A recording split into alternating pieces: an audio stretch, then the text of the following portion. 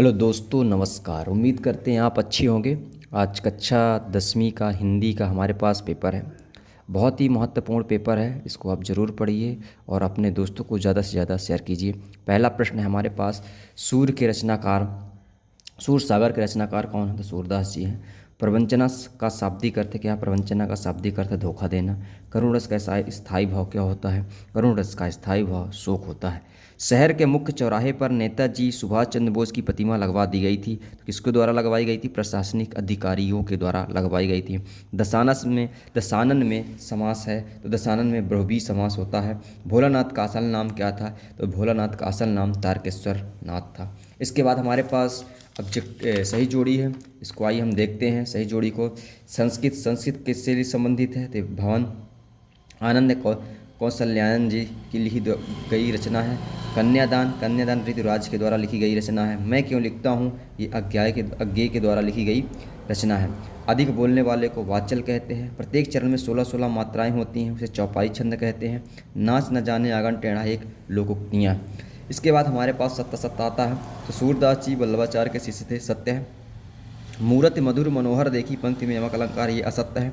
भगवान शाक्य मुनि अपना धर्मोपदेश प्रकृत भाषा में देते थे, ये सत्य है। न्याय के अनुसार आचरण करना न्यायशीलता कहलाता है। मृदंग एक तरह का वाद्य यंत्र है, सत्य है। एलिजाबेथ द्वितीय जापान की रानी थी, ये असत्य है। दोस्तों ये सत्य हो गया। इसके बाद आइए खाली स्थान हम देखते हैं। खाली स्थान में हमारे पास क्या है? दुख है ना चांद खिला, बसंत रात आने पर, इसमें क्या भर देंगे? बसंत हो जाएगा। लेखक स्वयं प्रकाश जी का जन्म इंदौर शहर में हुआ था। फादर कामिल बुल्के की जन्मभूमि भारत थी। लेखिका मनु भंडारी का जन्म राम भानपुरा गांव में हुआ था। 16 छतों वाला घर रचना किसकी है? कमलेश्वर जी की है। समास 6 प्रकार का होता है। सोरठा छंद में 4 चरण होते हैं। इसके बाद हमारे पास एक वाक्य में प्रश्न उत्तर दिया है। भगवान शंकर का धनुष किसने तोड़ा था? भगवान शंकर का धनुष भगवान श्री राम ने तोड़ा था।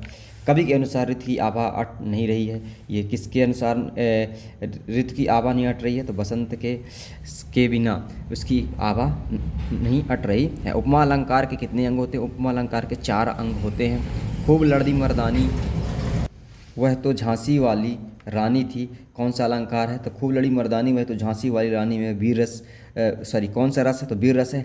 ये शब्द सबसे कम समझ में आते हैं, जिनका उपयोग सबसे अधिक साहित्य सभ्यता में किया जाता है। जापान के हिरोशिमा में कौन सा बम गिराया गया था? तो परमाणु बम गिराया गया था। अब चला जाए में किस प्रकार का वाक्य है? तो अब चला जाए में भाववाचक वाक्य है। इसके बाद ये दोस्तों देखिए हमारे पास बहुत ही महत्वपूर्ण प्रश्न है। छायावादी काव्य की प्रमुख विशेषताएं, भक्तकालीन काव्य की प्रमुख विशेषताएं, उद्धव के व्यवहार की तुलना, ये हमारे प्रश्न है।